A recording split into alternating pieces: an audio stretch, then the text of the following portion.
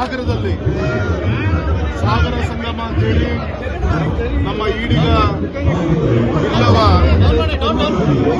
ಕಾಮದೇವ ಇರ್ಬೋದು, ಪೂಜಾರಿಗಳಿರ್ಬೋದು, ಈ ರೀತಿ ಸುಮಾರು 26 ಪಂಗಡಗಳ ಒಂದು ಭವ್ಯವಾದಂತಹ ಒಂದು ಸಮಾವೇಶ ಜಗದ್ಗುರುಗಳ ಒಂದು ನೇತೃತ್ವ ನಡೆಯಿತು. ಗೌರವಿತ ಸನ್ಮಾನಿಸಿದ ಯಡಿಯೂರಪ್ಪ ಅವರ ಒಂದು ರಾಜಕೀಯ ಜೀವನದಲ್ಲಿ ಜಾತ್ಯತೀತವಾಗಿ ಅವರೇನು ಮಾಡಿದಂಥ ಅಭಿವೃದ್ಧಿ ಕೆಲಸಕ್ಕೆ ಸನ್ಮಾನ ಸಮಾರಂಭ ನಮ್ಮ ನಿರೀಕ್ಷೆ ಮೀರಿ ಇಡೀ ನಮ್ಮ ದೊಡ್ಡ ಸಂಖ್ಯೆ ನಮ್ಮ ಜಿಲ್ಲೆ ಮತ್ತು ಅಕ್ಕಪಕ್ಕದ ರಾಜ್ಯ ಜಿಲ್ಲೆಗಳಿಂದ ಜನ ಸುಮಾರು ಒಂದು 40-50 ಸಾವಿರದಿಂದ ಹೆಚ್ಚಿಗೆ ಬಂದು ಈ ಕಾರ್ಯಕ್ರಮ ಯಶಸ್ವಿ ಮಾಡಿದ್ದಾರೆ. ಅವರಿಗೆ ಹೃತ್ಪೂರ್ವಕವಾಗಿ ನಾನು ಅಭಿನಂದಿಸ್ತೇನೆ.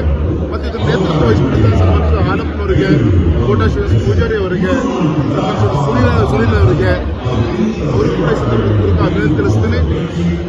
ಇದರ ಮುಖಾಂತರ ಸಂದೇಶ ನಮ್ಮ ಹಿಂದುಳಿದ ವರ್ಗದ ಬಂಧುಗಳು ಹೆಚ್ಚು ಯಡಿಯೂರಪ್ಪನವರ ನೇತೃತ್ವ, ಭಾರತೀಯ ಜನತಾ ಪಕ್ಷದ ಒಂದು ನೇತೃತ್ವವನ್ನು ಒಪ್ಕೊಂತಾರೆ, ಮೋದಿ ಜನರ ನೇತೃತ್ವ ಒಪ್ಕೊಂತಾರೆ ಅನ್ನೋಕ್ಕೆ ಇದೊಂದು ಒಳ್ಳೆಯ ಒಂದು ಶುಭ ಸಂದೇಶ ಅಂತ ನಾನು ಈ ಹೇಳಲಿಕ್ಕೆ ಇಚ್ಛೆಪಡ್ತೀನಿ.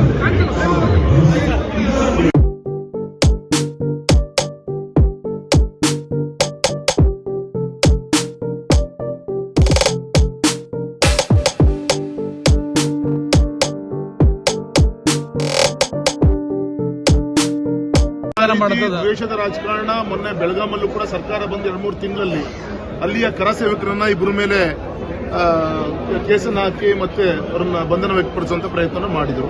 ಅದೇ ರೀತಿ ಮಂಡ್ಯದಲ್ಲಿ ಈ ರೀತಿ ಮಾಡ್ತಿದ್ದಾರೆ. ಈ ರೀತಿ ಎಲ್ಲೋ ಒಂದ್ ಕಡೆಗೆ ನಿನ್ನೆ ಪಾಕಿಸ್ತಾನಕ್ಕೆ ಜೈವಾಗ್ಲಿ ಅಂತ ಹೇಳಿ 3 ಅರೆಸ್ಟ್ ಮಾಡಿದ್ರು. ಅವರಿಗೆ ಸಮಾಧಾನ ಪಡಿಸೋಕ್ಕೋಸ್ಕರ ಇವತ್ತು ಮಂಡ್ಯದಲ್ಲಿ ನಮ್ಮ ಕಾರ್ಯಕರ್ತರನ್ನ ಅರೆಸ್ಟ್ ಮಾಡುವಂತ ಷಡ್ಯಂತ್ರವನ್ನು ಮಾಡಿದ್ದಾರೆ. ಈ ರೀತಿಯಂತ ತಪ್ಪುಗಳಿಗೆ ಕೆಲವೇ 15 ತಿಂಗಳೊಳಗೆ ಜನರು ಸರಿಯಾದ ರೀತಿಯಂತ ಉತ್ತರವನ್ನು ನಾಳೆ ಬರುವಂತ ಲೋಕಸಭಾ ಚುನಾವಣೆ ಕಾಂಗ್ರೆಸ್ಗೆ ಕೊಡ್ತಾರೆ.